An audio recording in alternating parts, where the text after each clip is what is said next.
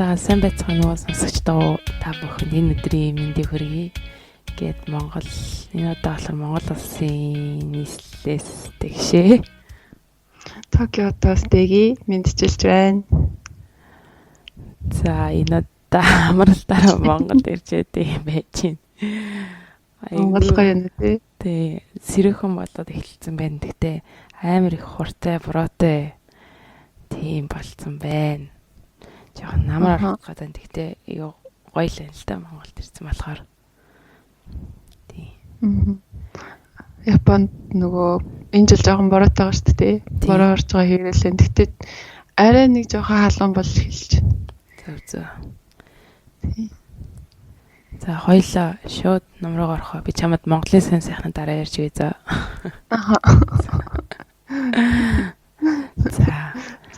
За тэгэхээр энэ удаа бид хоёр The One Thing гэдэг ном сонгож авсан байгаа. За монголоор орчуулах юм бол зөвхөн нэг зүйл гэж орчуулж болох юм тий. Тэгээд энэ ном маань болохоор хамгийн 2013 онд хэвлэгдэн гарсан ийм ном байна. Хэвлэгдсэн даруйда Wall Street Journal, The USA, New York Times гэх зэрэг нэр хүнтэй байгууллагаас шилдэг номын жигсаалтанд шалгарч үлдсэн ийм ном байгаамаа. За зохиолчдын хувьд гэх юм бол зохиогч маань Gary Keller гэдэг Keller Williams Realty гэдэг үйл хөдлөх хөрөнгийн компани үүсгэн байгуулагч дууцын захирал хүн Jay Babasan гэдэг үнтэй хамтарч бичсэн байгаа. Тэр хүн маань ч гэсэн Keller Williams компани vice president-ээр ажилладаг тийм хүн байна. Тэгээд саяны хэлсэн Keller Williams гэдэг үйл хөдлөх хөрөнгийн компани маань бас дэлхийн хамгийн томоохон үйл хөрөнгийн компани. Тэгээд нэг статистик харж байхад үйл хөдлөх хөрөнгийн тэр эйжент гэдэг шүү дээ тий. Тэр тоогоор хамгийн томоо гэж бичигдсэн байсан. Тэгээд энэхүү том компанийг үүсгэн байгуулсан хүн маань өөрийнхөө амьдрал дээр тулгуурлаад одоо хүртэл гарсан алдаа, одоо хүртэл гарсан сурсан зүйлээсээ үндэслээд The One Thing буюу зөвхөн нэг зүйл дээр төвлөрч ажиллах нь ердийн амжилтанд биш, харин маш агуу амжилтанд extraordinary гэж хэлсэн байна л да. Ердийн биш тэр агуу амжилтанд хэрхэн хүрэгдэх тухай энэ ном дээр бичсэн байгаа. Тэгээд ерөнхийдөөс маш сонирхолтой ном байсан. Бидний мэдэх нэг өөртөө туслах номнуудын нэг тийм ном байгаа. За тэгээд бид хоёр бүлгээр нь яриад явъя гэж бодож байна.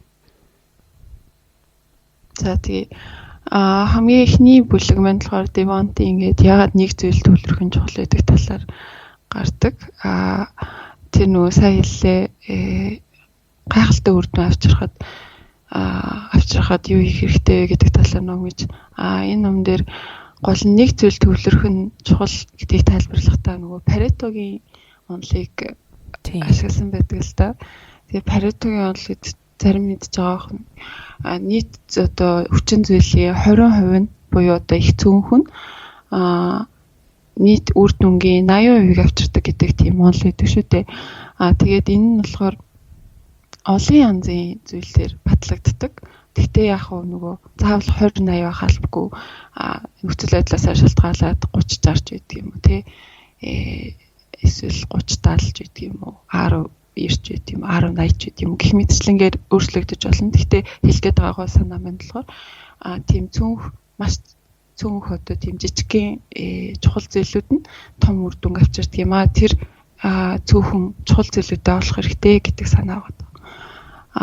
Тэгээд нөгөө бид нар хүмүүсийг амжилттай явж байгаа хүмүүсийг харахаар ил гаднаас нарал аюу олон зүйлийг амжуулаад яваад байгаа юм шиг харагдаж байгаа боловч тэр хүмүүс үнэн эрэхтэй зорилгоо ойлгоцсон. Тэр зорилгынхаа төлөө хамгийн чухал юу хийх вэ гэдгийг мэдэрсэн. Тэр зүйлүүдэд төвлөрч ажиллаж чаддаг хүмүүс болохоор амжилтанд хүрээд байгаамаа гэж манай зохиолч тайлбарсан байт юм аа. Тэгээд хоёр дахь бүлэг дээр болохоор домино эффект гэдэг нэг зүйл өгдөг тий. домино эффект гэдэг маань нөгөө нэг та нар даалгавар санаж байгаа бол ингээд даалгавруудыг ингээд амар YouTube энэ дээр үзчихсэн ч магадгүй л айгүй уртаар ингээд өрөө тавьчаал тэгэл хамгийн ихнийхийг нь унгангууд дарааллаад бүгдээрээ унж байгаа тийм бичлэг байдаг шүү дээ. Тийм бичлэгийг төсөөлөх юм бол ойлгож магадгүй. Эхнийхээ одоо жижигхэн тийм зорилгоо биелүүлчих юм бол дараагийнх нь ингээд дараалаад бүгдээрээ унаад хамгийн одоо эцсийнхаа зорилгыг биелүүлнэ гэдэг тийм санаа байгаа юм. Тэгээ хамгийн сонирхолтой нь 83 онд нэг физикч хүн туршилт хийсэн байна л да. Зөвхөн адилхан хэмжээний одоо даалгавруудыг өргөх биш. Эхлээд нэг жижигхэн даалгавар өрөө тэрнээсээ 2 дахин том даалгавар дараагийнхт нь өрөөд 3 дахь даалгавар 2 дахь даалгавараасаа 2 дахин том гэх мэтчлэнгээр тийм даалгавруудыг өрөөд тэгээд унгааж үтсэн чинь даалгаврууд үнийн эрэхтэй тийм. Тэгээ өөрөөсөө 2 дахин том даалгавар унах чадaltaй байсан юм байна л да. Тэгээ нөгөө нэг энэгээр юу хэлэх гээд байгаа вэ гэхээр жижигхэн зүйлээс одоо эхлээд тэгээд тэгэх юм бол тэр чин дараагийн чин том зүйлд хүрэхэд тус болно гэх мэтчлэнгээр явсаар хагаад урт хугацаанд та агуу зүйл хүрч болох юм а гэдгийг хэлээд байгаа юм. Тийм болохоор нэг удаа олон юм хөөх биш. Эхлээд нэг жижиг зүйлээс эхлээд нэг зүйл дээрээ төвлөрч ажиллаа. Нэг одоо цаг хугацаанд нэг л зүйл дээр төвлөрөх хэрэгтэй гэж санаа энд хэлээд байгаа тийм. За дараагийн тэгэхээр чинь 3 дахь бүлэг дээр нь тийм. Тэр нь болохоор амжилттай байгаа зүйлүүд маань биднэрт ямар нэгэн тийм юу сэжирүүлтэйгээд байгаа юм шүү гэж нэрлсэн тийм бүлэг байгаа. Тэгээд энэ дээр нь болохоор одоо алдартай явж байгаа компани жишээлбэл бидний сайн мэдэх KFC ч юм уу тий ганцхан бүтээгдэхүүнтэй тэр нь мэдээж юу гэдэг вэ? Нэг дахианы шарсангуй. Тэгэл Starbucks юм л кофе ч гэдэг юм уу тий. Intel байх юм бол нөгөө нэг microchip процессор ч гэдэг ч юм уу.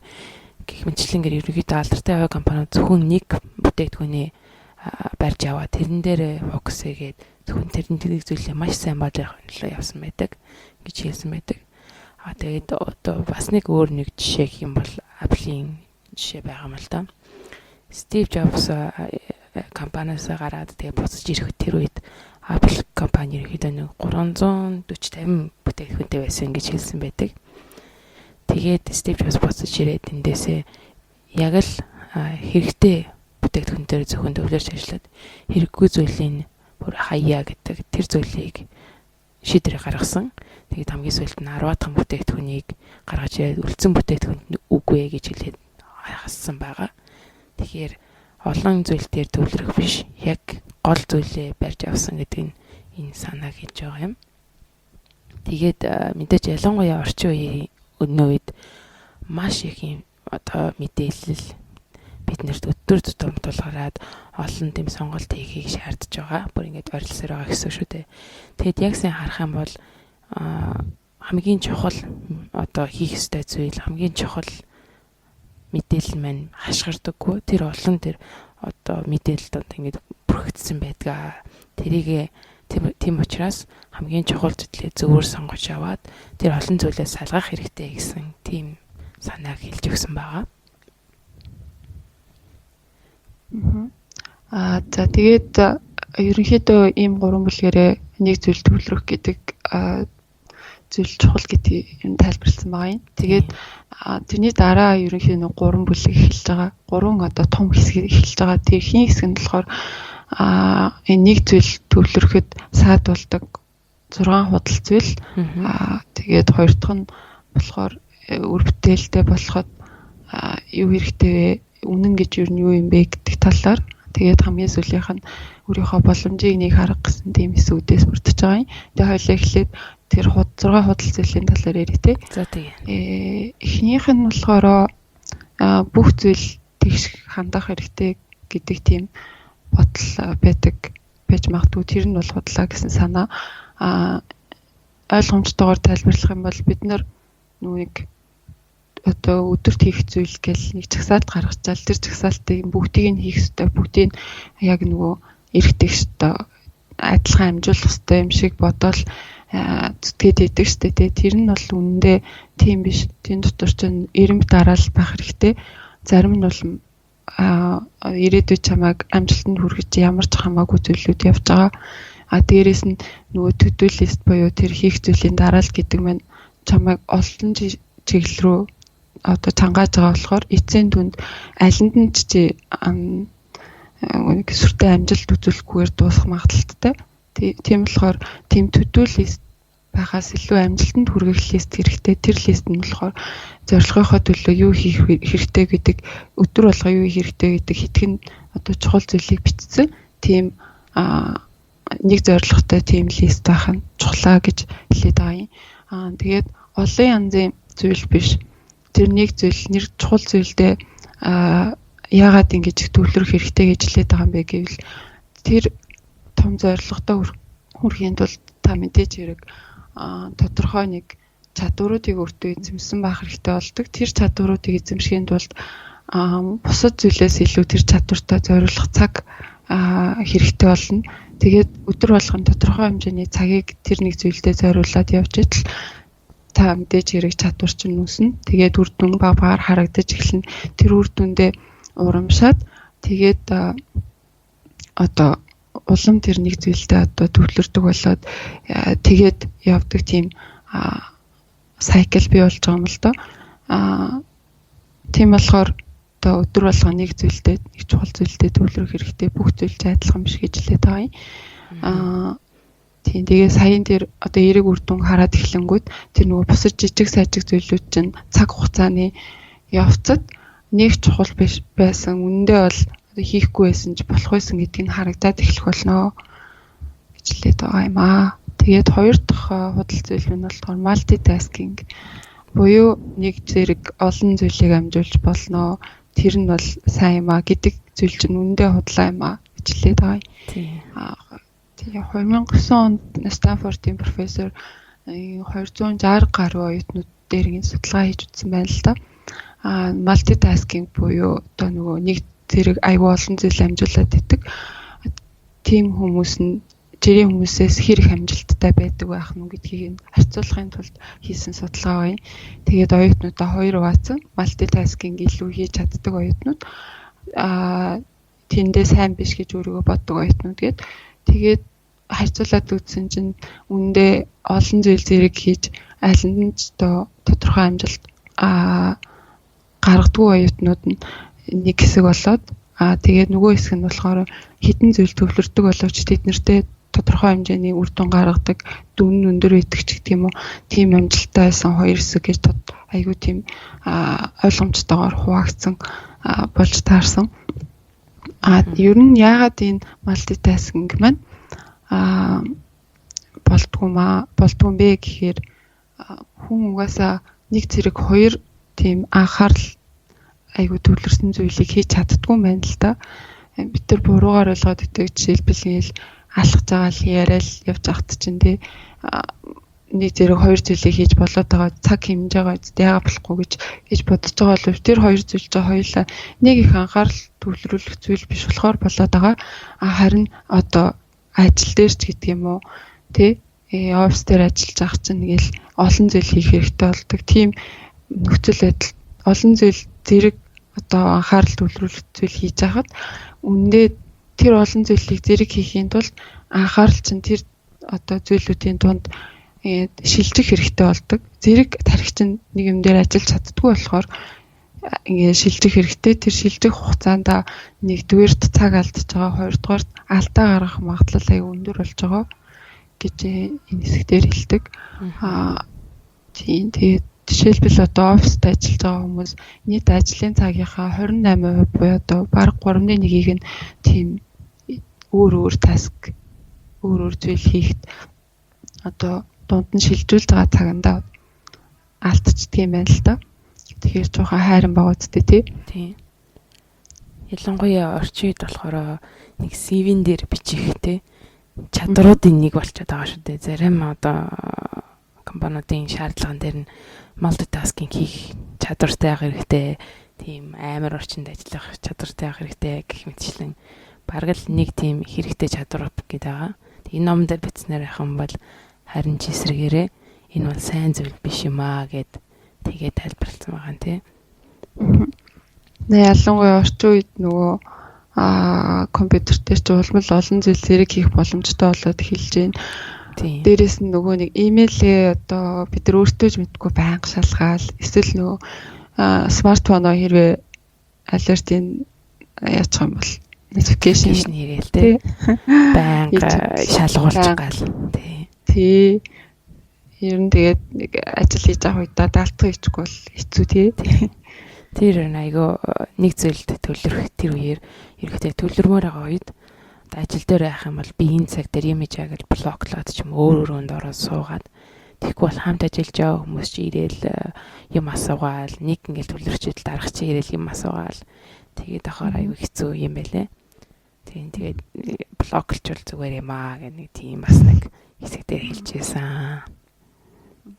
Угаасаа нөгөө хүн чинь анхаарлаа төвлөрүүлэхдээ жоохон хэцүү зүдэрдэг амтан болохоор тий. Тэр 4,000 бодол хүнд орж ирдэг 14 секунд тутам нэг зүйл нэр бодогддог гэдэг ч байгаа байхгүй. Тэгэхээр угаасаа нэг зүйл төвлөрөхөө суучаангууд нэрээ би тийм хийх ёстой шүү гэж санаанд гинт ороод тийшээ үсрээл ийшээс төгсрэл гэдэг тийм амтан болохоор яг тэгдэж тий угаасаа жоохон хэцүү болохоор тий өөрийгөө тэгээ жоохон би одоо яг энэ цаг хугацаанд ийм нэг зүйл анхаарч төвлөрч хийх ёстой гэж жоохон анхаарад хийхгүй л тэгээд зөнд нь орчих юм бол ер нь юучгүй хоцрох магадaltaй.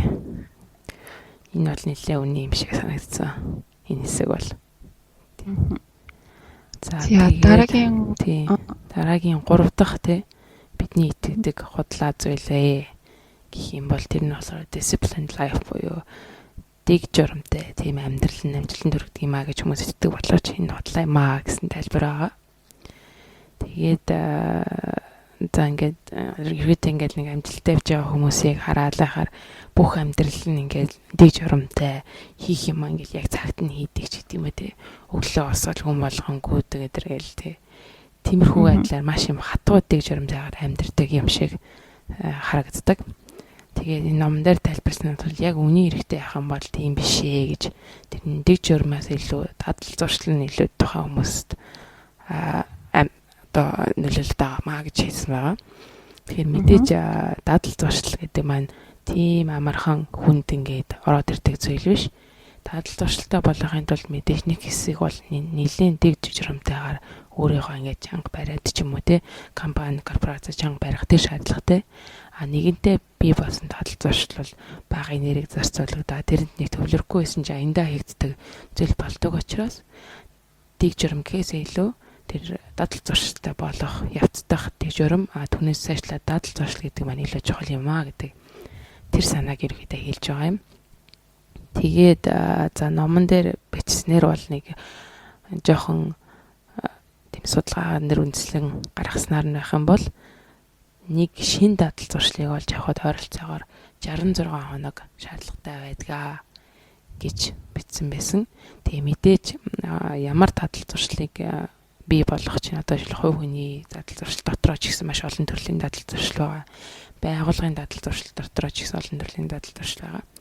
Тэгээд яг ямар зүйлийг бий болгох шалтгаалаад өөр вэ? Жишээлбэл 28-аас 130 хэд өдөр гэсэн байсан байхаа. Юунаас шалтгаалаад за тэгээд энэ хугацааг яг тэр зүйлийг дэг журамтайгаар disciplined байдлаар хийх юм бол дадал зуршил болоод үлднэ гэсэн байдаг. За тэгээд бас нэг гол санаа гэх юм бол олон дадал зуршлыг нэгэн зэрэг бий болгоно гэдэг энэ тэр угаасаа бүтэхгүй зүйлээ. Тэрийг угаасаа хай. Тэгээд зөвхөн нэг дадал зуршил дээр одоо фокус хийгээд зөвхөн тэрэндээ анхаарад за энийг л яг дадал зуршил болгоё гэсэн зүйлээ олж аваа гэдэг тэр санааг энэ ч хэлээд байгаа юм.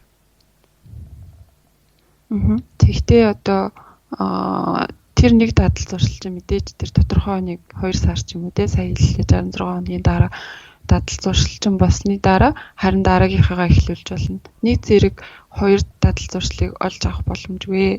Тийм хүн олон зүйлд өөрийгөө нэг дэг журамтай байлгах чадваргүй гэдэг юм аа гэж хэлээд байгаа юм тий. Нэг зүйл төвлөр, нэг цаг хугацаанд нэг зүйл төвлөрөв гэж байгаа юм. Тэгээ нэг эерэг дадал зуршилтай болчих юм бол тэр нь нээсээ үдэд та өөртөө ихтэй болоод илүү дараагийнхаагаа олж авахд амархан болдгоо гэдгийг гэсэн жоохон үнэн санагцсан. Тийм. Энд дээр бас номдэр гарсны жишээ нь болохоор Олимпийн авраг усан цэлэгч Майкл Фелпсийн тухай гардаг. Бит хоёрын өмнө уншижсэн Анаги бит хоёрын уншсан ном байж та тий. Дадал зуршлын хүч гэдэг номон дээр ч гэсэн бас Майкл Фелпсийг бас жишээ болгон авсан байдаг. Яхарахгүй энэ хүн бод ингээд агуу одоо үрдэн үзүүлсэн болохоор нэг гоё жишээ боллоо таа юм л да. Тэгээд Майкл Фелпс хэрэг дадал зуршлын хүч гэдэг намыг сонсоогүй байх юм бол тавьчихсан хэлгээд Майкл Фелпс нь бол багасаа тийм одоо төвлөрч чаддгүй гэдэг. Одоо хүүхдүүдийн юу гэдэг чинь attention disorder л дээ. Төвлөрч чадахгүй байдаг тийм жоохон өвчин гэж хэлдэг. Шинж тэмдэг гэж хэлдэг. Тэр зүйлтэй байсан. Тэгээд дасгалжуулагч нь ерөөсөө хэлсэн чи усан салхид зөвхөн төвлөр. Өөр зүйл санаа зовсны эргүүгээд усанд байнга солиулдаг болгосон гэж байгаа. Тэгэд бүх мань хүний эйгөө хим одоо хөдөлгөөн төвхт байсны бүх энерги нь зөвхөн усан салхид зориулаад тэгээд 7 хоногийн 7 өдөр жилийн 365 хоног усан зэлүүлсэн. Тэгээд Майкл Фелпсийн хувьд бол усан цэлэх гэдэг маань ердийн одоо бидний амьсгалж байгаа шиг л бараг тийм дадал зуршд бас юм аа гэж. Тэгээд энэ зүйлээрээ амжилтанд хүрсэн ингэж бичсэн байдаг. Тэгээд ердийн тамирчид одоо бүтэнсэнд амардаг бол Майкл Фелпс бүтэнсэнд хүртэл хэлдэг байсан гэж байгаа. Тэгээд бодохоор жилдээ 52 шиг бүтэнсэн байгаа. Тэгээд ердийн тамирчдаас бусад тамирчдаас 52 өдрөөр дахиад илүү дасгал сургууль хийсэн байна гэж тэгж хэлсэн байсан. Тэгээд ерөөсөө бүр нөгөө өөрийнхөө чадварыг бүр жинхэнэ төгс болох үтнээс ингэж дасгал сургууль хийсэн байсан гэж ном дээр жишээ болгон гардыг.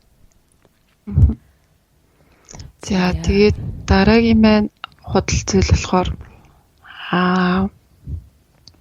ирчүүч одоо юмыг хийх энерги гэдэг бол сансны зургаар одоо хий гээл те тэгж бодсны зургаар гараад ирдэг зүйл биш ээ гэдэг тийм санаа байгаа юм.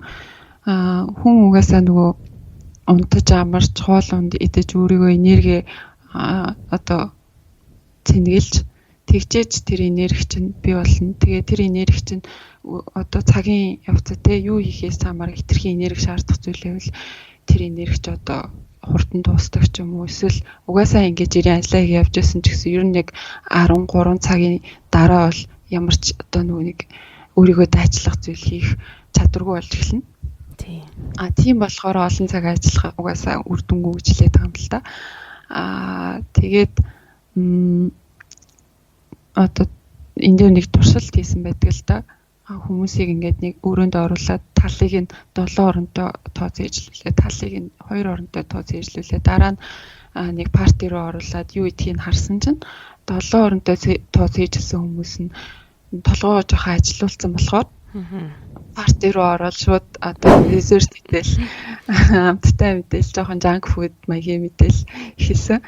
2 оронтой тооцоо ижлсэн хүмүүс нь болохоор өөрийнхөө дэглэм өдөр тутамд юу анхаардаг яг тэр дэглэмтэйгээр л одоо хоолоо идэж байсан.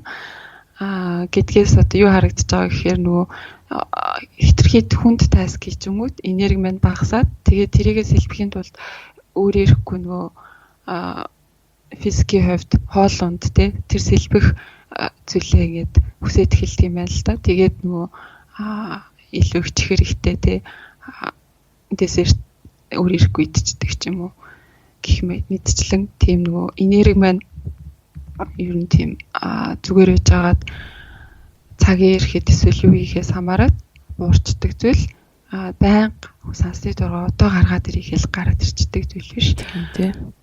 Тэгээд тэрээ жоохон юм хийх сонирхолтой болоод эхэлж байгаа бол ер нь жоохон одоо юм тий заавал ер нь жанк фуд байхалгүй л дээ. Тэгтээ хоолнд идэж жоохон энерги сэлбдэг ч юм уу эсвэл жоохон өөр юм хийгээд тий сэтгэл санааны хувьд жоохон одоо нэг ядаргаагаа тайлдаг ч юм уу эсвэл жоохон өдрийн унтлага хийж авдаг ч юм уу гэх мэтчлэнгээр өдрийн хувьд бол энергиэс одоо цэнгэлж авч болно. Харин тэгэх боломжгүй нэг боломжгүй бол хамгийн их энергитэй байх үедээ хамгийн чухал зүйлээ хийцэн тэрний ном дээр хэлээд байгаа болохоор өглөө бол хамгийн аюулгүй хамгийн одоо энерги чинь бүтэн байх үе тэр үед нь юм хийцэн дээр юм шүү гэж хэлээд байгаа юм.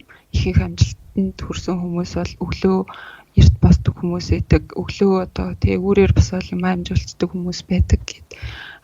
Би бас анзаараад хахад миний эргэн тойронд байдаг тийм Япон ээжүүд зарим Монгол ээжүүд ч гэсэн ер нь айгүй эрт босдог л доо. Зарим нь бол бүр 3 цагаас босоод тий. Ер нь дунджаар 4-5 цаг гэж босоод тэгээд одоо өөрийнхөө ганцаараа байхдаа хиймээр байгаа тэр зүйлээ хийгээд ном уншдаг ч юм уу, өөрийгөө хөгжүүлдэг ч юм уу, ямар нэгэн тийм одоо ажил үр хөвгтгээд тэр бүхэл бүтэн өдөр нь ингээд алдагдчих учраас тэрнээс өмнө ингээд өөртөө цаг зарцуулдгаа гэд тэрийг айгүй их зөвлөгөө болгож сонсч байсан. Тэгээд одоо миний хувьд гэсэн өөрийнхөө юмс харахаар ч одоо ажил дээр айгүй маш тийм завгүй өдөр өнгөрөөс тий олон тийм юм төлөвлөх хэрэгтэй өдөр өнгөрчих юм бол орой гэртээ харж яваад ирэхэд би нөгөө нэг маратоныхоо юу бэлтгэлийг хийж байгаа. Тэгэхээр заримдаа маш олон тийм зүйл дээр анхаарал төвлөрсөн өдөр болохоор хүнд өдөр болохоор орой ирэхээр гүйж чаддгүй. Тэгэхээр нөгөө сэтгэл зүйн хувьд биеийн хувьд бол ингэж байгаад байгаа шүү дээ тий. Тэгсээ сэтгэл зүйн хувьд нөгөө айлтын нөгөө сайн ясан will power буюу сэтгэлийн тэнхээ монголоор очоод тэр маань ингээд багассан байдаг юм шиг санагдсан л да. Ер нь бол ялалх өглөөг өгч юм уу эсвэл нэг гайгүй хөнгөн ажилтаа өдрөө илүү фокус хийгээд өгч гэдэг ч юм уу. Тэгэж тренинг хийвэл бас зүгээр юм шиг үлээ. Тэгэхээр номтой энэ хэсгээр бол би айгүй санал нийлж байгаа. Нэг юм тодорхой юм байдаг юм шиг санагдсан. Нэг өдөрт тий. Тэгээд одоо лазанчаа өдлөө залгууч хүрээд байгаа чиний буруу шээ. Сая тэгдэг байхгүй юу? Өө би ингэж болохгүй юм чин дээ тэр сэтгэлийн тгийг одоо гаргаж ирээл энэ чи хийх хэрэгтэй. Чин миний сул юу гэдэг хөгжүүлэх дөрөв байгааг илрэл. Тэгэж боддог байсан. Тэгсэн чинь гүн байна. Чи хүн гэдэг чи угаасаа энерги нь барагддаг юм тийм болохоор тэгээ сайхан унтаал маргааш гэдэг чинь бас тий өнөө шүү хөөчлөөд яах вэ гэж байгаа юм штэ. Иймээсээ дайчих шүү. Тий. За тэгээд 6 дахь худал зүйл бол том зүйл гэдэг нь муу зүйл юм аа. Юу илээ balance life биш лөө. Оо тийм balance. Тий. За 5 дахь юм байна тий. Тийм balance life буюу одоо бид тэр ярьдаг штэ ажил гэр бүлээ зэрэг авч явах work life balance гэдэг орчин үед нэлээд сонсогдох болсон тийм нэг нэр томьёо. Энэ нь болохоор яг үнэндээ бол бидний ойлгож байгаагаас жоохон өөр зүйлээ тийм аа гэдэг хэлээд байгаа юм. Яг нөгөө ажил гэр бүлээ хоёулын зэрэг авч явах гэдэг хэлээд байгаа юм л да. Гэр бүл мэдээж чухал тий. Эрүүл мэнд гэр бүл, найз нөхөд, ёс суртахуун гэх мэт тийм зүйлүүд бол одоо хэрвээ та тийм юмнуудыг жонглоорч чинь гэдээ үзэх юм бол тэд чинь унгаачих юм бол хагарчих зүйл, эргэж олж авч болохгүй зүйл. Харин ажил гэдэг бол тэр жонглоорч байгаа бөмбөгнүүдийн чинь дунд ганцаараа хагардгүй зүйл унгаасан ч гэсэн буцаад ойно гэж хэлээд байгаа юм. Тэгээд бүгдийг хэрвээ зэрэг авч явах боломжгүй бол яалтчгүй ажлыг хойшин тавиад гэр бүлээ урд нь тавиад найз нөхөд эрүүл мэндээ урд нь тавих хэрэгтэй гэж хэлээд байгаа юм. Ажлыг болохоор хийх үедээ харин бүгдийн зэрэг амжуулна гэх биш ажил дээр очиод юун дээр би хамгийн төвлөрч ажиллах хэрэгтэй вэ? Би ирээдүйд юуг одоо зориод тэрний тулд ямар чадварууд дээр хамгийн их ажиллах хэрэгтэй гэдгээ сайн мэдээ тодорхойлоод өдөр болгон хийх зүйлээ скежюл дээрээ буулгах хэрэгтэй. Хоол скежюлийн дараа ярина. Гэхдээ ажил дээр бол нэг зүйл төвлөрөх хэрэгтэй. Тодорхой нэг хугацаанд тэр нэг чадвараа олж автлаа нэг зүйлдээ төвлөрөх хэрэгтэй. Ажил дээр балансыг бодох шаардлага байхгүй гэж хэлээд байгаа юм.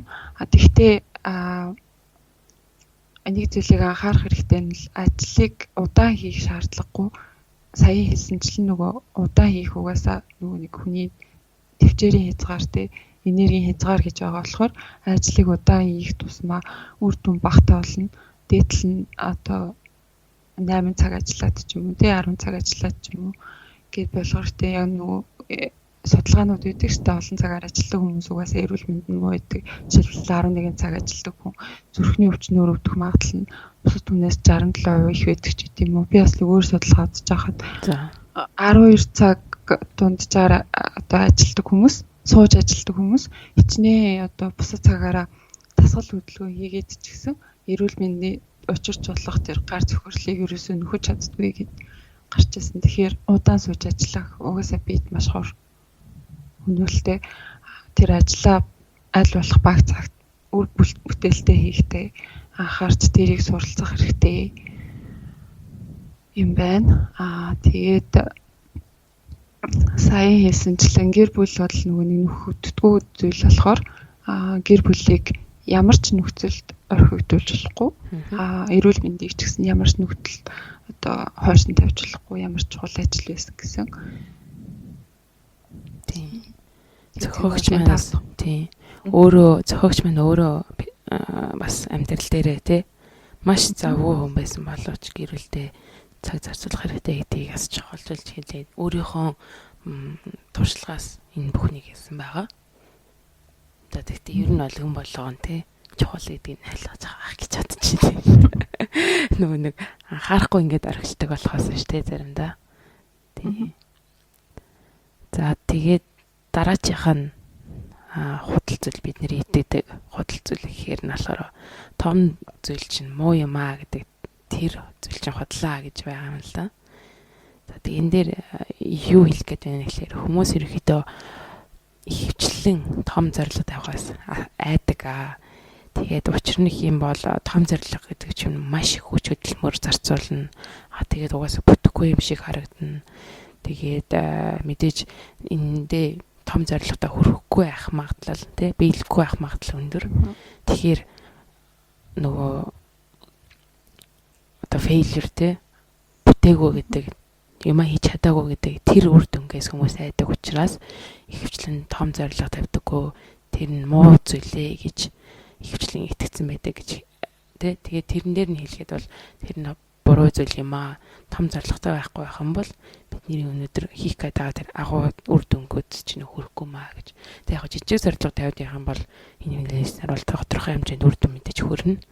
Гэхдээ энэ номон дээр тайлбарлаж байгаа нь болохоор агуу зүйл төрхийн тэлд юу хэрэгтэй вэ гэдэг нь гол санаа нь ерөөхдөө явж байгаа учраас жижиг зорилгоор хол явахгүй гэх нэг тиймэрхүү юм байсан.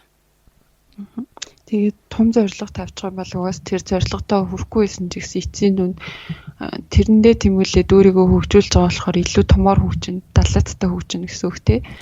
Тэгэхээр нөгөө яг тэр зорилготоо бүрэн хүрэхгүй байсан ч гэсэн эцсийн дүнд том амжилтанд хүрэх магадaltaй. Тэгээд дээрээс нь том зорилготой байх юм бол одоо хийх байгаа зүйл чинь ч гэсэн илүү өөр өнцгөр харагдах болно. Үүндээ өөрийнхөө хийж байгаа зүйл сэтгэл хангалуун яваад исэн чинь тэр чинь ирээдүйд чамайг одоо чиний төсөөд байгаа зүйлд үр дүнд чинь үндэ хүргэж чадахгүй илүү их зүйл одоо хийх хэрэгтэй байсныг чинь харуулдаг ч юм уу илүү одоо сайнаар хийх боломж одоо байгаад байсныг харуулж магадгүй. Энэ дээр нэг Walmart-ийн үндэслэгч сайн болтны жишээ гарсан байдаг л да. Том зорилготой байх юм бол хүн яаж боломжийг олж хардаг үе талаар одоо жишээлбэл тэр хүн нөгөө бизнесээ эхлүүлээчгүй байжсэн тэр үедээ би одоо маш энэ Walmart гэдэг бизнесийг томоор өсгөж чадна гэдэгт итгэцэн. Тэгээд ирээдүйн төлөвлөгөө нэгээд өөрийнх нь дотор байсан болохоор анханасаа л одоо баян болсон хойноо өв залгамжлахын татвараа яаж хэмнэж болох уу гэдгээ бодсон байсан. Тэгээд одоо бизнес эхлүүлэх үедээ л тэрнийхээ татвар хөнгөлөх арга хэмжээнүүдийг аваа явж байсан болохоор эцсийн дүндээ өрөөд маань одоо тэр хүнгийн залгамжилж авахтаа бүр 11-ээс 13 тэрбум долларыг хэмнэж чадсан гардаг. Тэгэхээр одоо шинэ боломжуудыг олж харахад энэ том зорилго гэдэг чинь бас эргээр нөлөөлт юм шүү. За тэгээд ерөнхийдөө энэ 6 худал гэдэг зүйл маань дуусж байгаа юм. Дараагийнхаа үнэн юу үнэн бэ гэдэг талаар байгаа. Мөр бүтээмжтэй болох аргын талаар байгаа. Эхлээд асуултаа зөв асуух хэрэгтэй. Амьдрал гэдэг чинь угаасаа асуулт. Тэрийг яаж амьдрах вэ гэдэг чинь таны хариулт гэдэг нь энэ асуултын чухлын талаар байгаа юм. Асуулт нь асуухтаа хоёр зүйлийг анхаарах хэрэгтэй. Эхний зүйл нь болохоор тэр асуултаа сая хэлснээр том зүйл байх хэрэгтэй. Томоор асуултаа таах хэрэгтэй. Хоёр дахь зүйл нь боддоор асуух хэрэгтэй. Жишээлбэл та ингээл ирээдүйд орлогоо нэмэгдүүлнэ, тий амьдралын түвшингөө сайжруулна гэл аюу томор бодож исэн ч гэсэн тэрийг яг ингээд тоо баримттайгаар бодохгүй болохоор тэр чинь ингээ хийсвэр хэлбэрээр үлдчихдэг. Тийм болохоор одоо жишээлбэл 6 сарын дараа орлогоо 2 дахин нэмэгдүүлэхийн тулд юу хийх хэрэгтэй вэ гэдэг ч юм уу тийм байдлаар тодорхой бөгөөд томоор асуултаа асуух хэрэгтэй. За тэгээ дараагийнх нь зүйл болохоор энэ асуулт асуух одоо энэ нэг зүйлээ олохын тулд тийм нэг асуулт асуух дадлыг өөртөө бий болох хэрэгтэй юм байна л да. Тэр асуулт нь юу вэ гэхээр энэ нэг зүйлийг хийчих юм бол би бусдыг нь одоо тэг нэг хийхгүй халтуурсан ч гэсэн өөрөө аяндаа учир нь болохоор тийм нэг зүйл энд хаана байна би тэрийг хийчих юмсан тэр нь алдаа айл байна гэдэг өнцгөөс юм болгоныг харах хэрэгтэй. Сэрүүлэг таарсан. Яа, за сэрүүл унтраач вэ? Тэр өнөөдөр өглөөш тасч юм байж байгаа юм тий. Тэгээ сэрүүлэг таарчлаа л та. Хэдэн цаг болж байна? 6 цаг болж байна тий. За тэгээд тэр нь өөрөөсөө юм болгон дээр тийм асуулт авах хэрэгтэй. Ягаад тэгэхээр альва зүйлийг хийхэд чинь тий түрүүний нөгөө Паретогийн жишээн дээр нэг хэсэг зүйл чинь зөвхөн хэсэг зүйл том агуу хийх үр дүнг авчирдаг болохоор юм болгон дээр хийлдэг. Зөвхөн ажил дээр биш гэр бүлээрээ ч гэсэн хүүхдтэйгээ үр дүн одоо үр бүтээлтэй цаг өнгөрөөхийн тулд би нэг л чухал зүйлийг одоо миний цаг одоо хязгаарлагдвал байна. Нэг л чухал зүйлийг хийчихвэл одоо маш тийм хоёулаа сэтгэл хангалуун үлдэхээр тийм нэг зүйл юу байна гэд хайдаг ч юм уу тий гэх мэтчлэнгээр тэр асуултыг бүх зүйл дээрээ асуух хэрэгтэй. Монголоор хэлэх юм бол одоо яавал ямар зүйл хийчихвэл халтуурдах боломжтой нийт өнцгөөс нь харуул. Тэр нэг зүйлийг л олж авах гэдэг. Тэр асуултыг тавих дадлыг бий болгох хэрэгтэй гэсэн. Тэр санаа бүх юм дээр тийм байх хэрэгтэй болно гэсэн тий.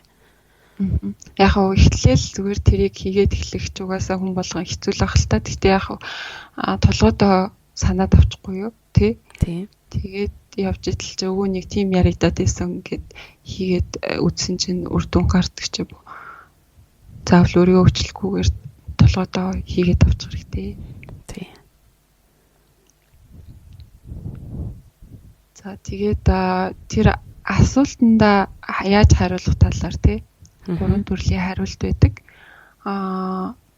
Эхний хариулт нь болохоор одоо яг жирийнээрээ байгаагаараа л байх тэгж байгаад үр дүнгээ үзэх эсвэл жоохон өөрийгөө хөгжүүлээд тэгээд арай урдчээ явж байгаа хүмүүс шиг болох эсвэл хийж болох бүгдийг хийж үзээд үр дүнгээ харах гэдэг тийм 3 янз хийж болно. Тэгээд жишээлбэл энийг яаж амьдрал дээр хийж болох вэ гингүүд өөрийнхөө 10 жилийн дараах дүр зургийг 3 янзаар зураад үзэх хэрэгтэй. Одоогийн байгаагаараа одоо яг энэ байгаа ажил дээр ч юм уу те энэ маягаараа яваад ах юм бол 10 жилийн дараа би ямар хуу позишнд ямар хуу орлоготой ямар хуу амьдралаар амьдарч болно гэдгээ жоохон нэг цаг хэрэггүй л дээ боддоор төсөөлж үзээд тэгээ дараа нь одоо би таны жоохон хичээжвэл яахаар байна гэдгээ нэг дахиад тэгээ 10 жилийн дараа ямар байхаар нэгэ бодож үзээд тэгээд хамгийн сүүлд нь одоо хийж болох бүх зүйлийг хийж үзээд тэгчээд ирээдүйд ямар байж болох нь гэд бодоод үзэнгүүт бас нэг өөр дүр зураг харагдана. Тэгээд тэр 3 зургийг дүр зургийг өөрөө харьцуулаад үзэх юм бол би яагаад ер нь одоо өөрийгөө нэг юм хайрцагт хийцэн юм шиг амьдрах хэвээр яагаад хязгаарлагдмал өөрийнхөө боломжийг энэс илүү гарч чадахгүй гэж бодож амьдрах хэрэгтэй юм. Жохон хичээгээд үзэж яагаад болохгүй гэж яагаад одоо тэр хамгийн боломжит бүх арга хэмжээг авч өөрийнхөө тэр 3 дахь байж болох хамгийн боломжтой амьдралын тэр хэв маягаар төхүүлж яагаад болохгүй гэж бодож эхлэх болно. Хүн гэдэг чинь угаасаа нэг өөрийгөө ямар нэг юмд хязгаарлах дургүй амьтан болохоор үнэндээ өөрийгөө чи ингээд хязгаарлаад амьдраад байна гэдгийг мэдчих юм бол илүү боломж чинь харагдаж илүү одоо тэр хязгаарлагдмал зүйлээсээ гарч амьдрий гэж бодож эхлэх болно гэдэг нь бол энэ санаа хэлээд байгаа юм. Нэг тийм юм тий. Гэтэ бас нэг өөртөө туслах номнуудын бас нэг дарамттай хэсэг нь энэ л тий. Чамаас л мөх юм болохгүй энэ чил яахгүй ингээд эхлэх гэдэг магадaltaй тийм. Гэтэ энэ бол амин одоо бас би энэ дээр бас санал нэг хэсэг гарч ирж байгаа юм. Тийм. Ер нь тэр self help бүкнүүд чинь өөрийгөө өөрчлөх тал дээр бол жоохон дарамттай шүү дээ. Тийм чи өөрийгөө өөрчлөхөд аягүй хэцүү шүү дээ. Тийм юмыг амархан болчих юм шиг тулгаад идэх нь нэлээд хэцүү дарамттай. Тэгээд тэрийг нь болохоор аль болох өөртөө дарамттай биш байтал энэ ном угаасаа тийм тээж бичигдээгүй л дээ. Зүгээр нөгөө битээ анханасаа self help гэдэг талаас нь харсан болохоор тийм номч нэг бас уншаад тасан нөхөхгүй тий. Тий айгаад байсан. Гэтэ сансныг бодвол тийм байгаагүй. Гол анхаарах зүйл нь болохоор ийм зүйлүүдийг зүгээр мэдээд авчих хэрэгтэй. Тэгээд амьдралдаа хэрэгжүүлж өөрийнхөө боломжтой хэсгээсээ үзээд алдах хэрэгтэй гэдэг ч юм уу тий. Ерөөсөө өөрийгөө хүчилж болохгүй хүчлэх юм болсаа тэгээд анханасаа юу ч хийхгүй. Шууд депресд болж магадгүй.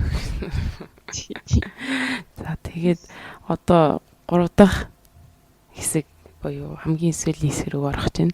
За энэ хэсэг дээр ялангуяа аюу их депресд болох магадлал өндөртэй. Тийм хэсэг байгаамаа. Тэгээд 3 дахь хэсгийнх нь ерөнхий том одоо гарч ирэх юм бод өөрийгөө нээх тэр боломжуудын тухай гэсэн ийм хэсэг байгаа.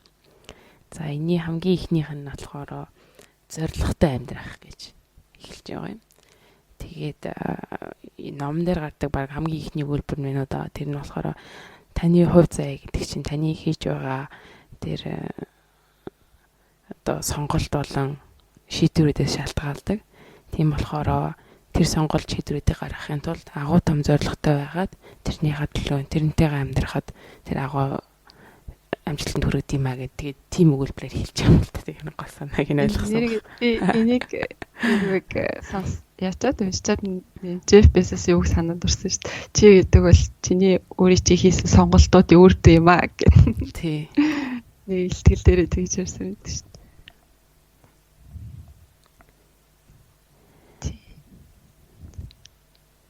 Тэгээд ягаад зорилгын талаар яриад байгаагаа эхлээд тайлбарсан минь өсөө болоор тий. Титаникийг санаж байгаа бол нөгөө Титаник тэр чинь усан онгоц маань том өсөө бол мөрөгчдөг шүү дээ. Тэр нөгөө өсөө болны маань усан дээр хэсэг харагдаад усан доорх айгүй том хэсэг нь харагдаагүй. Усан дээр хэсэг нь үндэ 10% эзэлдэг, усан доорх хэсэг нь 90% эзэл. Яг тэрнтэй адилхан амжилтанд явж байгаа, амжилтанд хүрсэн хүмүүсийн гаднаасаа харагдаж байгаа зүйл нь болохоор айгүй тийм үр бүтээмжтэй ямиг амжуулж чаддаг. Тийм тэгж харагдаж байгаа боловч яг бидэрт харагдахгүй байгаа хэсэг нь болохоор маш тийм том тодорхой зорилготой. Тэр зорилгодоо хүрэхийн тулд хийх зүйлээ эренбэлж чаддаг. Чухал зүйлээ тэндээсээ сонгож авч чаддаг хүмүүс байдаг юм аа гэдгийг хэлж байгаа юм аа. Тэгээд энэ зорилго гэдэг дээр болохоор хүмүүс угаасаа нөгөө нэг аз жаргалтай амьдралын зорилго гэдгийг угаасаа мэдж байгаа тий. Гэхдээ тэр аз жаргал гэдэг нь юу хийж авах хамгийн боломжтой гэдэг ихээр ямар нэгэн мөнгө ч материалын зүйлийг хэрвээ зорилгоо болгох юм бол тэр зүйлээ авалж авсны дараа жоохон байж байгаа л хэсэг хугацаа өнгөрсний дараа цэнээс авуудаад тэгээд илүү дахиад өөр материалын зүйл үсээ тэгээд дахиад буцаад аз жаргал болчтой юм л да. Тийм биш. Тийм материалын зүйл биш. Тэр материалын зүйлээс бодож исэн гэсэн тэрнгээр юу хийх вэ гэдгийг мэддэг байх хэрэгтэй. Тэгээд тийм материалыг биш том зорилготой байжгаад тэрнийхээ төлөө өдөр болгон тэрэндээ ойртуулах зүйлээ хийж байх тэр үе чинь хамгийн одоо хүнийг аз жаргалтай болгох юм аа гэдгийг дээр хэлээд байгаа. Тэгээд айгүй саналсан.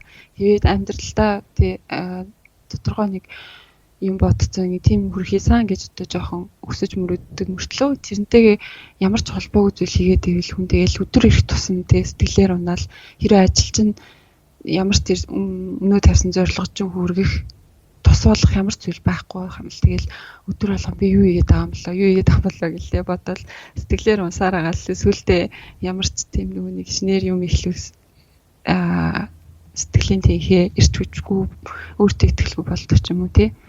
Улам аз жаргалгүй болох магадaltaй. Тий. За тэгээд энэ зорилготой амьдрах гэж байгаа. Тэгээд зорилгоо олох нэг одоо хамгийн амархан нэг төрлийн арга нэг юм бол яг өөхөөс өмнө юу хийгээгүй вэ харамсаж болох вэ гэдэг тухайга бодох хэрэгтэй гэж хэлсэн байдаг. Тэгэхээр одоо өөхтэй ийм хийцэн байх хэрэгтэй. Ихэвчлэн одоо хүмүүсийг хараад байхаар хийсэн зүйлийнхээ төлөө харамсах шарын хийгээгүй зүйлийнхээ төлөө харамсах нь улам байдгаа гэж хэлсэн байдаг. Тэгэхээр одоо тэр тухайга нэг удаа ингэж бодож үзээд тэгэх юм бол өөрийнхөө зорилгыг тодорхойлоход илүү хэлбэр арга байх болно гэдэг яг нэг төрлийн арга гэж энэ номдоо танилцуулсан байгаа. За мөн дахиад нэг зүйл нь гэхээр зорилго маань ерөөхдөө өөрчлөгдөж болно. Тухайн цаг хугацаач гэдэг юм уу тухайн үеийн байдлаас л том зорилго маань өөрчлөгдөх тэр бас боломжууд байгаа. Тийм болохоор за нэг зорилго тавьсан ч мэдээж урт хугацаанд тэр нь лугаа шантрахгүйгээр явах нь чухал боловч таны одоо амьдралын байдал өөрчлөгдөх тэр үед нь бас бодолчин өөрчлөгдөх тий илүү төлөвшнө гэдэг шүү дээ тий. Тэр үед нь одоо гарч ирэх юм бол зорилгоо өөрчлөх нь бол энгийн үзэгдэл учраас тэр үедээ дахин сайн бодоод тэгээ дахиад зорилгоо өөрчилж болох юм аа гэж гарч ирдэг. Гэхдээ яг нэг зорилгоо өөрчилчихнэ гэл нэг өдөр болгон баг 7 хоног бол өөрчлөлтөд нэгдэг юм зүйл биш. Миний бодлоор энэ урт хугацааны юм байх ч гэдэг чинь. Яг одоо 3-4-5 жилийн ч гэдэг юм уу те үед нэг удаа өөрчлөгдөх тийм байгаа. Бит хоёрын тэр номон дээр гарч ирж байсан. Уншсан бас номон дээр гарч ирж байсан те. Good to Great гэдэг номон дээр гарч ирдэг шүү дээ. Том одоо компанийн зорилгыг яаж хийх хэрэгтэй вэ гэд өөрийнхөө дуртай тэрүүгээр мөнгө олж болдог. Тэгээд нөгөөд нь бол чадвар хийж чаддаг гэдэг тэр зүйлийн огтлол дээр таны зорилго ч юм байдаг гэж хэлж байсан. Тэгээд тэрийг болохын тулд Virgin компанид ойролцоогоор 4-5 жил илүү те шаардлагатай гэсэн байдаг. Тэгэхээр тэр хугацааны тийм том хугацаанд бодоод тэр үед нь зорилгоо өөрчлөхөд бол зүгээрээ гэсэн ийм санааг энэ ч хэлээд байгаа юм. Тийм өөрийгөө угаасаа юунд дуртай юу хүсэж байгааг чинь ялангуяа залуу байхдаа ойлгохгүй шүү дээ. Тэрийг бол жоох сандрахгүй. Одоогийн юу хүсэж байгаа цаасан дээр бичиж тавьчих. Тэгээд тэрийгэ бодоо явж идэл чаа би үндэ ийм хүсэж исэн юм байна гэдгийг ойлгодог ч юм уу. Би эндээ илүү бусад хүмүүсээс сайн юм байна гэдгээ мэддэг ч юм уу тий. Гэх мэтчлэн багаар бодож явсаар хагаад том зорилгоо ухаарч магадгүй. Гэтэ ямар ч байсан одоогийн бодож байгаагаараа том зорилгоо эхлээд байгаа. Тэндээ зорилгоо төлөвлөгөө гаргаад ажиллаж исэн дээр тэгээд энэ төлөвлөгөө гаргах гэдэг дээр дараагийн бүлэг маань эхэлж байгаа юм. Live by priority гэдэг. Энэ нь болохоор priority гэдэг зүйл маань нэг зүйлийг хамгийн ихний зүйл гэдэг утгатай одоо нөгөө орчин үед хэрэглэгдээд олон priorities гэдэг нэг олонтойгоор хэрэглэдэг болсон байгаа. Тэгтээ үндэ бол нэг зүйл гэсэн ихний зүйл гэсэн утгатай байгаа юм. Тэгээд энэ зүйлээ хийхдээ сайн нөгөө том зорилгоо тавьсан. Тэр том зорилготой хүрэхийн тулд 10 жил, 5 жил, 1 жил сар 7 хоног өдөр гэх мэтчлэнгээр одоо олоудаа сонсч ирсэн л та төлөвлөгөө гаргах хэрэгтэй гэж тэ. Тэгтээ энэ дээр энэ номн дээр минь гараад байгаа гол одоо бусад зүйлээс ялгардах зүйл болохоор 10 жил хийх ёстой хамгийн чухал нэг зүйлээ тодорхойлох. 5 жил нэг тэр том одоо 10 жил хийх зүйлдээ хүргэх, ойр түхэн болгох нэг зүйлээ тодорхойлох. Тэгээд жилийн дотор хийх нэг зүйлээ тэгээ гихэмжлэн явсаар хагаад өнөөдөр хийх хамгийн чухал нэг зүйлээ тодорхойлох. Яг одоо би хамгийн чухал юм төвлөрч ажиллах хэрэгтэй мэдэх гэдэг. Тэр чинь бүгдээр ингээд холбогдоод явах гэдэг утга санаа. Тэгээд хамгийн гол нь нэг зүйлээ тодорхойлох гэдэг нь гол санаа байгаа юм аа. Тэгээд угаасаа нөгөө хүн чинь үр дүнгээ бодоол яваадах тий. Тэгсэн мөртлөө яаж тэрэндээ хүрэх, ямар алхмаар хүрэхээ бодохгүй л тэрэндээ хүрэх магадлал нь улам бүр багасд юм байна л та. Тийм болохоор мартахгүй тулд одоо тэр нэг зүйлүүдээ бүгдийг богино хугацаанаас урт хугацаанд юу хийх ёстой гэдэг тэр зүйлүүдээ бүгдийг одоо цаасан дээр бичсэн илүү хийх магадлал нь дүртэй. Жоох мартах гэдэг л дахиж хардаг ч юм уу тий. Тийм. Тэгээд дараагийн маань хэсэг болохоор live for productivity гэдэг энэ болохоор үр бүтээмжтэй амьдрахад юу хийх хэрэгтэй вэ гэд зүйл байгаа юм. Ерөнхийдөө 3 зүйл байгаа тий. Тийм. Тэгээд 3 зүйл хийх ёстой зүйл нь тест дараалалаараа одоо ингээд ярихаар хамгийн эхлээд хизээ амралтаа авахаа шийдэх хэрэгтэй гэж байгаа юм. Тэгээд ерөнхийдөө бидний хэвшлэн алдах магадaltaй байдаг зүйл нь ихээр эхлээд ажлынхаа заваар амралтаа авах гэдэг байдаг. Энэ номон дээр үзнээр авах юм бол хамгийн түрүүнд яг хизээ амралтаа аваад ямар цагийг гэр бүлийн хамтаа зарцуулна ч юм эхлээд тэрийг шийдэх хэрэгтэй гэж байгаа. Тэгээ хоёр дахьт нь болохоор сая нөгөө зорилгоо тодорхойлоод хамгийн дистраага тодорхойлоод тэн дээр гарч ирсэн нэг гин зүйл байгаа шүү дээ. Тэрийг яг хизээ хийх хэрэгтэй гэдэг блокийн schedule дээрээ. За тэгээд гуравт нь болохоор тэр саяны хийсэн зөвхөн нэг зүйл гэж тодорхойлсон тэр зүйлийнхаа төлөвлөгөөний дагуу явж гин үү ямар байж гин гэдэг нэг анализ хийх гэдэг нэг 7 хоногт нэг цаг орчим блок хийх хэрэгтэй гэж хэлсэн байгаа. Тэр санаа нь болохоор амралтаа эхлээ блок хий, дараа нь нөгөө нэг зүйлээ төлөвлөх зүйлээ блок хий. Тэрнийхээ дараа тэрийг дахин анализ хийх BDC гэдэг шүү дээ тий. Чек хийх тэр цагаа оруулаа гэсэн тийм санаа байгаа юм. Тэгээд энэ амралтаа эхлээ блок хийгдэх дээр бол маш одоо санал нийлж байгаа. Хвчлэн хүмүүс мартах хандлагатай байдаг. Сүүл рүү тэр нь гэр бүлд нь ч юм уу, эрүүл мэндэд нь муугаар нөлөөлөх тийм зүйлүүдтэй учраас эхлээд амралтаа хийчихэж байгаа юм. Тэгээд нэг өдөр чухал зүйлээ блок хийгдэхэд нь цаг нь болохоор ойролцоогоор өдөрт 4 цаг тэр одоо яг сайн нийлээд байгаа нэг гин зүйлийг хийх хэрэгтэй гэсэн шүү дээ. Тэрийг олсон зүйлдээ 4 цагийг зарцуулаа гэж хэлсэн байдаг. Жохон урт юм шиг сонсогдож байгаа. Гэхдээ энэ ном дээр бичигдснээр судалгаагаар харахаар одоо элит одоо хийлчдэж байна уу, зураач хийж байна уу, ямар нэгэн тэр зүйлээр гайхалтай үр дүн гаргасан хүмүүсийг харахаар 10,000 цагийн хичээлсэн байдал 10,000 цаг тэр зүйлдээ зарцуулсан 18-наас хүртлээ тий. 18-наас хүртлээ элит хийлчдийн хувьд тий тэр зүйлийг гаргасан байдгаа гэж хэлсэн байдаг. Тэгэхээр маш их тийм хичээлэлд сургууль тийм фокус хэрэгтэй гэж. Тэгээд энэ дээр бас нэг үг нь болохоор Микеланжелогийн хувьд одоо ингээд хүмүүс зураачтай алдартай зураач бид нар мэдж байгаа. Зургийг харахаараа байглаас яасан юм. Тэгээд зургийн авьяастай хүн байна гэж ихэвчлэн хүмүүс боддог боловч Микеланжелогийнх нь энэ чинь 15 дугаар зууны зураач байгаа тий.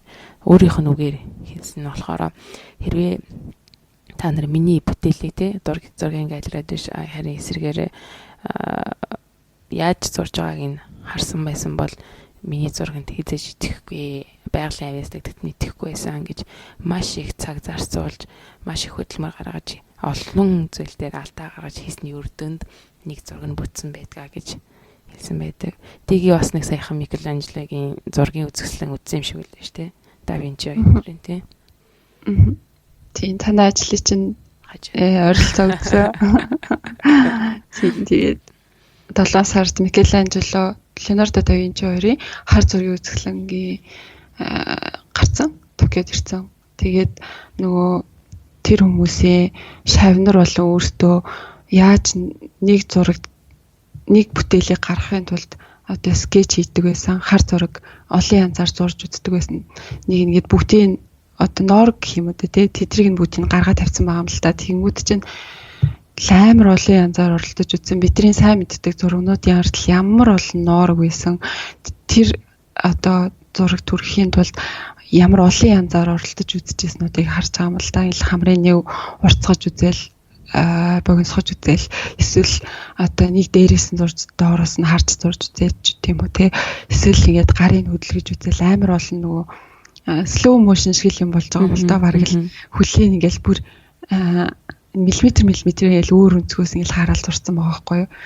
Зөвхөн одоо Микеланжелогийн зурнууд чинь нөгөө сүм энтрийн таазан дээр байдаг айгүй том зургнууд идэг шүү дээ.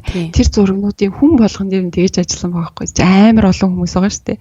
Хүн болгоныг нь яаж зурх уу гэдгээд тэгж оролдож үзчихсэн гэл бодонгууд чинь тэгэл амар зузаан орог дэвтрүүд ингээд илгээ тавьсан заяа.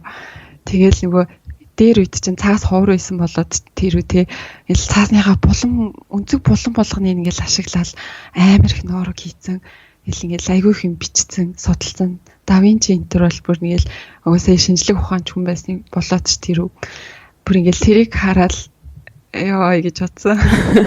Тэгэл нөгөө Микеланжелоос чамнартаа хийсэн сургаал өгнүүдийг ингээд томоор ингээд хан дээр бичсэн байсан аах. Тэрнийх нь нэг нь зур бас дахин зур бити цагаа өрөөдэй гэж англиар хэлэх бол тэгж хэлсэн. Тэгэл за ер нь асар их хөдөлмөрийн арт л угаасаа юм байт юм байна тий. Амжилтанд хүрэхэд бол угаасаа ингээд зурхгүй бол болдгоо юм байна гэж бодсон. Тий. За тэгээд ерөнхийдөө ийм гурван чухал зүйлд анхаарах хэрэгтэй байна гэдэг гараад ирж байгаа юм тий. Эхлээд зорилготой авах хэрэгтэй юм байна. Тэгээд тэрэндээ хүрэхэд бол юу хийх тодорхой нэг цаг хугацаанд юу хийх хэрэгтэй тэр нэг зүйлээ олж авах хэрэгтэй. Тэгээд дараа нь үр дүнтэйгээр амьдрахын тулд сайн хэлсэн гурван зүйлд анхаарах хэрэгтэй юм тий. Амралтаа зохицуулах хэрэгтэй. Тэгээд өдөр болгон хийх хэрэгтэй. Хаана одоо тэр 4 цагаа зарцуулаад нэг зүйлээ хийх вэ гэдгээ тодорхойлоод дараа нь тэр зүйл чинь яг одоо төлөвлөгөө өсөөр явж гэнэ үү гэдгээ 7 хоногт ядаж нэг цаг гаргаад хянаж авах хэрэгтэй те эргэж нэг сэргийж харж авах хэрэгтэй гэж байгаа. Тэгээд дараагийн бүлэгт маань болохоор гурван зүйлд ерөнхийдөө та анхаарч хэрэгтэй юм аа гэд дахиад нэг гурван зүйл гараад ирж байгаа болохоор жоохон физик байж магадгүй л те. Commitment гэж аа те. Тийм commitment. Тийм. Гурван commitment хийгээрэй гэсэн. Commitment гэдэг чинь монголоор юу гэмдэ шийдвэр гаргах юм уу? Шийдвэр гаргах. За амлалт түрүү хариуцлагатайгаар тийм амлалт хүнд амлалт юм байна тийм байна. Тийм байна. За тэгээд эхнийх нь болохоор тэр зорилготой том зорилготой хүрэхэд бол байн өөрийгөө хөгжүүлж тэр нэг чадвараа байн хөгжүүлж авах хэрэгтэй. Тэгвэл чадвар гэдэг чинь нэг юмыг эзэмсээ дараагийн түвшинд байнга байж идэг болохоор бүрэн эзэмшин бүрэн нэг юмдаа сайн болно гэж угаасаа байхгүй болохоор байнга өөрийгөө хөгжүүлж авах хэрэгтэй. Хоёр дахь нь болохоор одоо ямар нэг юм ингээд тий одоо саад бэрхшээл тулгархад одоо хүн бол тэрнээсээ зүрхэн үхэл энэ чинь болохгүй юм байна гэж шантраал тэгэл за дахиад эхлэхээстэй тэгэл дахиад эхэлсэн ч гэсэн яг адилхан аргаар үздэг ч юм уу тийм байж болохгүй яг энэ тал дээр болохоор жоохон өөрийгөө компьютер шиг байлгах хэрэгтэй ингээд тодорхой зорилготой тэгээд тэр зорилготой хүрэхэд бол янз бүрээр оролдож үзэх хэрэгтэй тэрийг тэр одоо зөв аргаа олон олтлоо ухарч болохгүй гэдэг тэр жоохон хэцүү байгаа юм л та компьютер биш болохоор хүмүүс чинь тий. Тэгтээ ямар ч байсан хэлэх гээд байгаа гол санаа маань гэхээр зорилго чинь цохол тэр зорилготой хүрэхэд бол байж болох бүх аргаар оролдож үзээ. Тэгсийнхаа дараа үнэхээр болохгүй байвал яг сэтгэлээр унжуулна. Тэрийг оролдож үзээгүй жиж амархан ухарч болохгүй гэдгийг хэлээд байгаа юм. Тэгээ гурав дахь амлалт маань болохоор хийсэн зүйлдээ эзэн байх хэрэгтэй гэд одоо эзэн байдгүй хүмүүс нь яадаг вэ гэхээр ямар нэг юм болохгүй юм болчингууд үндэ тэрийг болохгүй байгааг нь харахыг хүсдэггүй. Ингээ тий болохгүй юм байсан ч гэсэн болж байгаа сонсохгүй гэдэг тий. Сайнаар бодох хэрэгтэй. Сайнаар бодож лайнда болно гэсэн. Худлаа шийдэж тэгэл худлаа сайн бодоод тэгээд явж байгаа. Тэгмгээр юм арга хэмжээ авахгүй болохоор юм чинь болохгүй шүү дээ тий. Болохгүй болчингууд эн чинь миний буруу биш. Энэ нөхцөл байдлын буруутай ч гэдэм үү өөр хүн буруутай ч гэдэм үү тэгээ бурууг өөрөөсөө авч хаяад тэгээд эцсийн үр дүнд одоо үүрэг хариуцлагаач бодсон юм байхгүй тэгээд нөхцөл байдлаач боддоор үнсэн юм байхгүй тэгээд дуусчдаг юм байна л да харин өөрийн одоо эзэн тий хийж байгаа юмдаа эзэн байхад юу болдог вэ гэхээр яг ингээд байгаа байдлыг бодитоор нь үнэлээд тэгээд өөрөө энэний талаар юу хийж чадах вэ гэдгээ мэдээд хариу арга хэмжээ авч чаддаг тийм хүмүүс байгаамаа. Энэ болохоор битэн good to great дээр ч гэсэн нэг одоо амжилтанд хүргэх том хүчин зүйлийн нэг үстэй. Тэр нь болохоор компаниуд яг бодит нөхцөл байдлыг гашуун үнэнийг байгаагаар нь хүлээж авах хэрэгтэй гэд гарч ирсэн. Энтэй бас энэ дээр санаа тийм. За тэгээд дараачих нь бүлэгт нь болохоор дөрвөн ширхэг жижигхэн хулгайч нараа гэдэг. Хулгайч нар гэдэг одоо бидний амжилтанд хүрэхээс жоохон гар хумслаад энэ шүү гэдэг тэр санаа байгаа.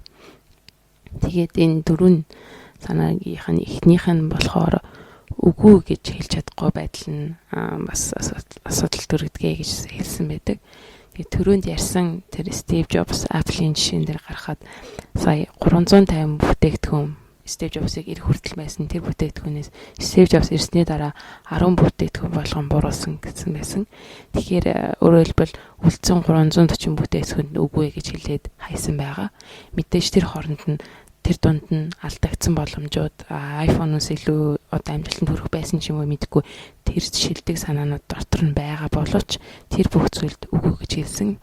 Тэгээ өөрөөр хэлбэл ямар нэгэн зүйлд үгүй гэж хэлнэ гэдэг чинь маш их том одоо хойно алдагдсан өртөг байгаа. Тэр хэмжээний зүйлийг үнэлгээ байгаа учраас саяны одоо тодорхойлсон зөвхөн нэг зүйлдээ анхаарах тэр зөвхөн нэг зүйлийн төлөө хийж байгаа тэр золиос юм а гэж хэлж байгаа юм. Тэгэхээр сансныг бодвол үгүй гэж хэлэх маань нэлийн хэцүү байдаг. Жишээ нь одоо та яг нөгөө өөрийнхөө зөвхөн тэр хэрэгтэй гэж бодож байгаа нэг зүйлээ 4 цагтай өдөр хийжсэн зүйлээ хийжгээ явж ядал гівэнд найзтанд дууддаг ч юм уу одоо гэрийнхэнтэй туслах хэрэгтэй болдог ч юм уу тэр үед нь үгүй гэж чадах уугүй гэдэг нь бас нэлийн хэцүү зүйлүүд болдог. Энд дээр нэг жижигхэн тип өгсөн мэт штэ зөвлөгөө маяг юм. Хэрвээ нөгөө нэг зүйлдээ төлрөө сууж идэл чинь нэг би энэ хийхгүй бол болохгүй штэ гэд уусаа толгойд ороод ирнэ штэ тий. Одоо л хийхгүй бол болохгүй гэж нэг зүйл бодогдчихвол тэрийгээ газ цаасан дээр бичиж аваад за энэ 4 цагийн дараа хийгээд хойш нь тавьчих хэрэгтэй. Тийм тий. За тэгээд хоёр дахь жижигхэн хулгайчдын нэг нь болохоор төвөг учрахаас айх байдал гэж байгаа. Тэгээд нэг зүйлдээ зөвхөн төвлөрөөд ингээд зорилготой өрхөнлөө тэрэн дээр зөвхөн фокус хийгээд явж идэл үлдсэн зүйлүүд минь угаасаа орхигдож эхэлдэг. Тэгэхээр үлдсэн зүйлүүд чинь бүр ингээд ардаас юм болоод юу утгах нь мэддэггүй юм болж эхэлдэг. Тэрнээс ихвчлэн хүмүүс айдаг учраас нөгөө төдөлөөстэй жижигнэр нь чек хийгээ явж исэн илүү өөрт нь одоо тэр chaos-тэй бүр төвөж тэр зүйл нь багасдаг учраас ихвчлэн шифтийг хандлагатай байдаг учраас анхаараарэ гэсэн тийм санаа байгаа. Гэхдээ мэдээж энэ зүйлээ нөгөө нэгэн зүйлдээ төвлөрөөд хийгээд явж яхаар амжилтанд одоо нэгэн зүйлийг маань одоо зөвхөн энийг хийчихэр үлдсэн яаж халтардах боломжтой вэ гэдэг тэр нэг зүйл байгаа учраас түүнийг хийж явж идэл одоо илүү амжилтанд хүрэх нөхцөл байдал нь улам сайжраад нөгөө нэг одоо айгаад исэн олон ардталцсан асуудлууд маань аяндаа нэгээр алга болоод ирнэ гэдэг тэр зүйл байгаа юм. За тэгээд 3 дахь жижигхэн хулгайчдын нэг нь болохоор энэ айгу хулгайч хэлээр айгу сайн сонсогдоод байна тий. 3 дахь анхаарч байгаа зүйл нь болохоор эрүүл мэндэд анхаарахгүй хүмүүс салгардуулах байдал байдгаа гэж хэлсэн байдаг. Тэгэхээр хүн болгон мэдээ яг л энэ нөгөө нэг эрүүл биед саруулгахаа оршино гэдэг тэр зүйлээ хэлээд байгаа юм. Ялангуяа залуу байхдаа эрүүл мэндэд сайнаар одоо илүү анхаарах шаардлагатай. Хөгшрөөд ирэхэр чинь одоо тэ нас ахаад яваад ирэхэр чинь 50 60 наснда болоод ирэхэр чинь залуудаа хийсэн таны тэр эрүүл мэндэд анхаарсан байдал, зөв хооллсон байдал, хөдөлгөөн хийсэн байна уу гих зэрэг чинь сүүл рүүгээ гарч ирэх юм шүү гэдгийг санаа байгаа. Тэгээд бидний өөрсдийнхөө үед ч гэсэн тий одоо хортой байсан үе бодох юм бол тэр үед айгүй одоо ирч хүчтэй тий шинжээгөө унтахгүй тэгэл цуслан дээр тоглож монголоод явж идэг. Тэгэхэд маргааш зүгээр явж идэг. Одоо бол тийм чадахгүй шүү дээ. Унтах хэрэгтэй. Тодорхой хэмжээнд бас хөдөлгөөн хийж хөлсөө гарах хэрэгтэй ч гэдэг юм уу. Биеэрээ бас мэдэрч байгаа болохоор энэ дээр бол санал нэг байгаа. Тэгээс хүний нөгөө эрүүл мэнд чинь сансныг бодвол хурдан модно манай цуг ажиллах хүмүүс ч гэсэн ер нь нэг 26 гараал явсан чинь янз бүрийн өвчин эмгээ гараал ирсэн гэж тэр надад ч гэсэн өмнө санагцсан. Өмнө их нуруу өвддгүү хөшдгүү байсан чинь хөшдөг болоо. Массаж хийхгүй болохгүй болоо. Эсвэл нөгөө нэг 7 хоног 2-7 хоног огт хөдөлгөөн хийхгүйсэн чинь тэгэл амар юм яраал хурдан ядраал ханаа түрх гэлээ. Тий. Тийм үү. Тэг юм болохоор эрүүл мэндэ маш сайн анхаараарэ гэж байгаа юм. За тэгээд дөрөв дэх жижиг хулгайчдын нэг нь болохоор орчин гэж байгаа юм. Тэгэхээр та сая тэг агуу зорилгоо тавиад ийм хийх хэрэгтэй. Би энэ цагт энэ зүйлийг хийнэ гэж төлөвлөсөн байж идэл таны ойр авдлын орчин те найз нөхөд ч юм уу гэр бүлийнхэн эсвэл таны ажлын газрынхан эсвэл бүр одоо таны сууж байгаа яг бодитоор сууж байгаа тэр орчин чинь таны тэр зорилгоо чинь хинч тоохгүй хинч мэдэхгүй байгаа шүү дээ те. Тэгэхээр агуу зүйлийг одоо хүргэх тэр нэгэн зүйлийг хийж байгаагаа төвлөрөх газраас зөв сонгох шиг тийм хүрээлэн байгаа хүмүүсээ зөв сонгох гэдэг нь маш чухал асуудал болж ирнэ гэж байгаа. Жишээ нь гэх юм бол хамгийн амархан жишээ нь та хэрвээ чимээгүй орчинд төвлөрч чаддаг 4 цагаа зарцуулмаар байх юм бол хурлын өрөө ч юм уу эсвэл номын санд ч юм уу зөвхөн тэр чимээгүй байдлыг сонгох хэрэгтэй. Гэртээ чадахгүй байх юм бол гэрээсээ гарах. Эсвэл гэртээ эсрэгэж чаддаг юм бол тэр орчноо сонгох. Одоо ойр дайг хүмүүс нэг кафед сууд юм байл л шүү дээ тий. Тэгэхээр кофе шопод өдр тэр чинээ суух ч гэдэг юм уу өөртөө байгаа тэр одоо бодит орчноо илүү сонгох хэрэгтэй гэж байгаа. Тэгээд бас нөгөө хүрээлэн өөрийгөө хүрээлүүлэх хүмүүсээ айлуулах зөв сонгох гэдэг. Яг нөгөө гэр бүл чинь сонгох боломжгүй. Гэхдээ гэр бүлийг бол айлуулах нөгөө би ийм юмд хүрэх гээд зориод ажиллаад энэ намайг ийм зүйл лаад жаргалтай болох юм байна. Та надад туслаач гэд тий гэр бүлээ жоохон авахулдаг ч юм уу тий. Харин найз нөхдийн хувьд бол чам сонголтойгоо болохоор айлуулах өөрийг чинь урагшлуулах тийм найз нөхдийн өөрийгөө хүрээлүүлээд одоо илүү чамайг урам зориг өгдөг ч юм уу шин санаа ярилцдаг найзууд ч юм уу тийм байдлаар өөрийгөө хүрээлүүлж болох юм. Судалгаан дээр харахад ч гэсэн угаасаа илүү нөгөө сайн найзууд нь хичээлдээ сайн байх юм бол дагаад хичээлдээ авах магадлал нь өндөртэй байдаг ч гэдэг юм уу. Эсвэл одоо хамгийн сайн найзуудын чинь нэг нь айгуу тийм буруу хоолдог байх юм бол дагаад буруу хооллох магадлал бүр 50% их байдаг гэд тиймэрхүү судалгаанууд ч гэсэн одоо энэ ном дээр гарч ирсэн. Тийм тэгэхээр тэрийг жоохон бодоод өөрийн мэдлгүйгээр хүмүүсийн одоо нөлөөг авчаад идэг шүү дээ хүмүүс чинь. Тэрийг жоохон анхаарах хэрэгтэй юм шиг байгаамаа. За би чамайг дагаад зарим гэдэггүй шүү. Бид майгүй эргэл зарим болж авахаас. За ингээд номны маань хамгийн сүүлийн хэсэг, хамгийн дарамттай хэсэг нь болохоор ингээд таны хамгийн сүүлийн бүлэг нь болохоор The Journey буюу одоо таны аялал эндээс эхэлнэ гэдэг тэр зүйл байгаа юм. Тэгээд одоо бүх зүйл жижиг зүйлээс эхэлдэг. Одоо нэг өдөр л би одоо хамгийн дэлхийн хамгийн болио гэж бодохоор тэр өдрөө болчихдог зүйл биш. Хамгийн жижиг зүйл өөрийнхөө хийж чадах зүйлээс эхлээд сайн нэг хийсэн одоо намдаар гарсан зүйлүүдийг дагаад яваарэ гэж хэлсэн байдаг. Тэгээд энэ дээр зохиогч маань өөрийнх нь нэг жишээ байдаг л да. Тэр нь юу гэхээр зохиогч маань тийм алимны тийм төгөлтэй болохыг өөрийнхөө газар тэр хүссэн байгаа юм. Тэгээд мэдээж ингээд алимны мод тарья гэдгсэн юм. Алимны мод шууд худалдаж болд юм уу гэсэн чинь болдоггүй байгаа юм. Тэгээд хамгийн эхлээд жижигхэн бутаас эхлэх хэрэгтэй шаардлагатай болдог. Тэгээ жижигхэн бутаа тарьсны дараа 5 жилийн дараа нөгөөх маань жижигхэн бут маань том мод болоод анхны алимны ургацыг хөдөлж авдаг. Тэгээ дахиад хэсэг хугацаа өнгөрсний дараа нөгөө ганцхан бут байсан олон болоод бүхэлдэн тийм алимны модны юм төгөлтэй болсон байдаг. Тэгэхээр анх энэ хүн алимтай болохыг хүссэн боловч шууд алимаа мэдээж авч чадаагүй. Олон жил зарцуулсны дараа бүр жижигхэн бутнаас ахгуулаад байх үедээ ч гэсэн нэг ч алим гаргахгүйгээр 5 жилийг өнгөрөөсний дараа хамгийн анхныхаа ургацыг хурааж авсан байдаг. Тэгэхээр тийм жижиг зүйлүүдээс өтөр болгон хийж байгаа тэр жижиг зүйлүүдээс чинь эхлээд тэр хийж эхлэхээр үр дүнд олон урт хугацааны дараа хүрэх юм шүү гэдэг зүйлийг хэлээд байгаа юм аа.